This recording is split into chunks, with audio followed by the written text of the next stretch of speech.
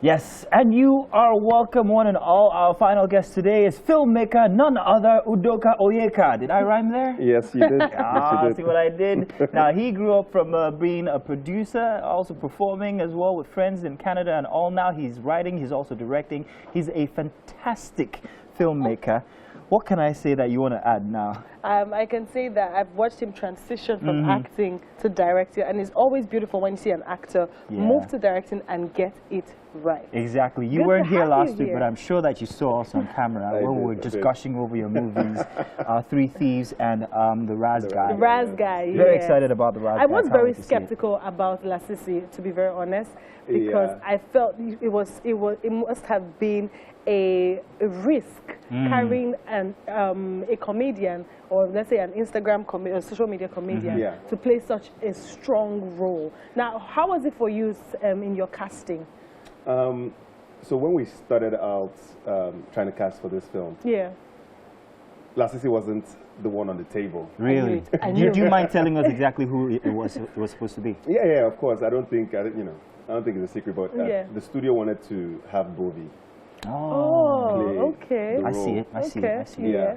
And what had happened is the year before we shot this film, I produced the film in Abuja. Okay.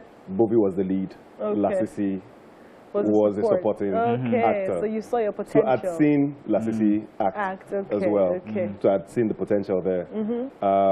And when Bovi couldn't make it, you know, it fell through. We're looking for somebody else, and I was like, "Yo, of course, let's go with Lasisi." And initially, you know, I think the guys in the studio were like, I was like, "I've worked with him before. Trust me." He came, he read for it, and that was it. Now you can see shots of it on the screen if you're out there. I mean, first off, he is a comedian through and through. That's for sure. Yes. But there's also something about comedians when you can see them doing what they do best. You know, it takes everything, and especially for Lasisi, the fact that he also uses a filter. I was scared that thing won't transition right to when we're not seeing him as what are those his characters again? Sinzu. And I'm like, can he be the lead in a film? I'm happy to hear that he did a fantastic job. No, so he delivered, and not just that. Like when you talk to Lasisi, you find out that he's a very intelligent human being. Yeah. So it was easy to direct him. It was easy. He understood what I was trying to do. Like once I say something, he could envision what I was trying to achieve, and he threw himself in. Like when you watch the movie, you'll be like, and that's why he's getting the rave now, because you know he actually did do all the work. He did the transformation and all that, like, you know, proper. Yeah. Okay, let's talk about you now. Transitioning from acting to directing. Was it passion driven, or was it more of a case of you were dissatisfied with the quality of work in Nigerian films? So the truth of the matter is, a lot of people think I went from acting to directing, but it kind of like happened simultaneously, or should I say, directing happened first. Oh, okay. Yeah, because when I first moved back to Nigeria, I just go back. This was years ago. I just got back. This was like 2009, 2010. Okay. The first movies that I made, I directed and produced. Yes, The Red House 7, Down and Out, No Good Turn, No Good Turn, Yeah, Living Funeral. So I did all those films before I even got on Tinsel.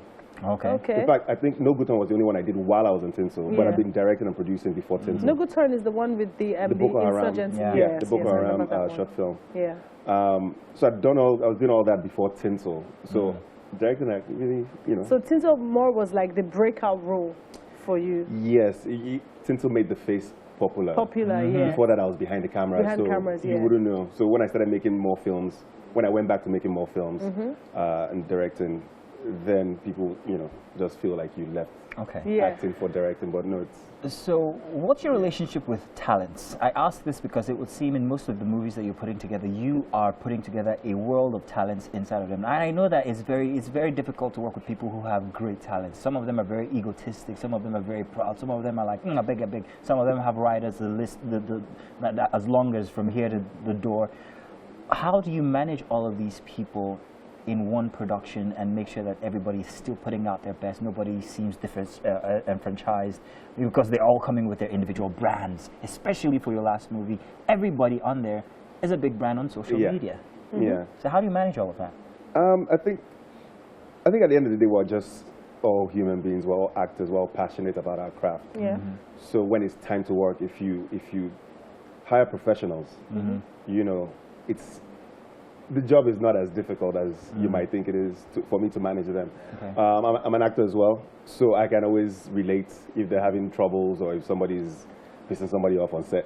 But for the most part, like, funny enough, literally, it's a fun time. Okay. On set, everybody's having fun. Well, when it's comedy shows, it's always a fun time. But when it's a serious kind of movie, I can imagine. I'm sorry to comedy and normal films, I think it's okay. It does, because it's funny on screen. Does not mean it's not as challenging. Yeah, but even when you're shooting a serious film, once it's cut, you know, the air eases off, you know, except maybe it's a very emotional scene that you want to give the actor some time to just... If I was to ask you, and if you were to be brutally honest, who's the most difficult person you've ever worked with? I won't answer, man. Well, no, but why do you guys do this? Answer.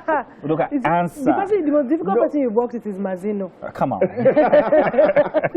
You know why? Because I might still work with the person again. You know? And then it'll be like, so you said I was difficult. No, you brought the tension to my chest. I don't want that tension. That's the tension I'm trying to avoid.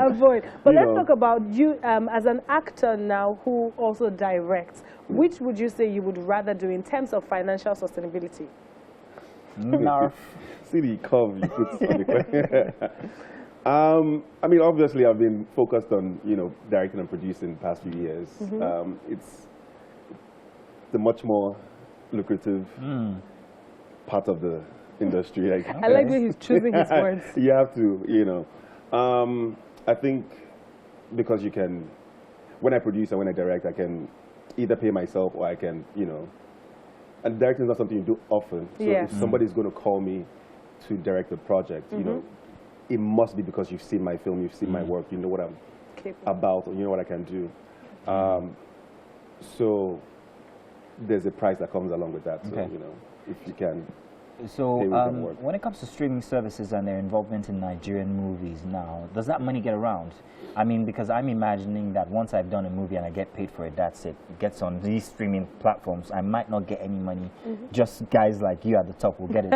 It's like a very awkward pyramid. Well, at the end of the day, you have to understand that, you know, it's a business. And the producer is taking way more risk than anybody else. Literally, and our industry is not at the place where I can put 70 million naira in a film or 100 million naira in a film and it's guaranteed to come back. I'm going to make 500 million. It's not. So a lot of the films that you see that go to cinema, most of them are not making their money back. So at the end of the day, the producer is still taking the most risk. So, you know, I can offer you back ends if, you know, your face is not guaranteeing me my returns. But in the case where this person's face, you know that this face is going to sell the film, does that person get royalties? Royalties? Who's really selling now? I'm not answering that. There's no which face can guarantee you. So the only thing, like, when you watch the models that are going on right now, you see Funke and Kindele, you see Tony Abraham, those people, when they make their own film and the way they push it and the following that they have, you can see those might be safe bets for producers, you know, but it's more or less Funke's film, is more or less Tony's film kind of thing, maybe in partnership with maybe like a Film One or something like that. You know, so those are like guaranteed, you know. Plus they also go into it with backings anyway, people sponsoring from the start. You know, so you look at those dynamics, or when you have extra hype, like a Mo Abudu film, you know, if you have that machinery to make a film, and if you can hype your film a lot, you know, and if you have a good film as well, you know, that word of mouth helps. So, but there's no model that is really like, you know, ironclad that you must, I want to transition to your personal life. Now, when Tinsel started, there were a lot of Tinsel on set couples that turned to real life couples. What happened? I don't understand. Yeah, what happened to your on-set wife or girlfriend? your on-set chemistry. What happened? Did it transition to real-life chemistry? What? What are you looking for up there? I don't know. It's our life. Maybe the answers are in the stars. You know, the answers might just be. It's not stars. No, but honestly, like, I think, you know, as a professional, you know, I went to work, did my thing, you know, whipped out, you know, came back the next day. So, you know. It's work so now for baby girls that are on DM, on Instagram, should they slide in your DM? Are you available? Are you married? Are you single? I'm single, though, just because it's I wanted to be sure. It's fashion. Oh, okay, you're single. Let's do one or two of your clips, yes, and please. then we'll be back, and we have something very delicious for you set in the kitchen. Awesome. Speaking of pidgin English. Okay, Yoka, I'm really sorry. I mean, I'm apology. What about the interns? They're waiting for you in the conference room. I hope they did a good job with the merger document. They've put in an effort.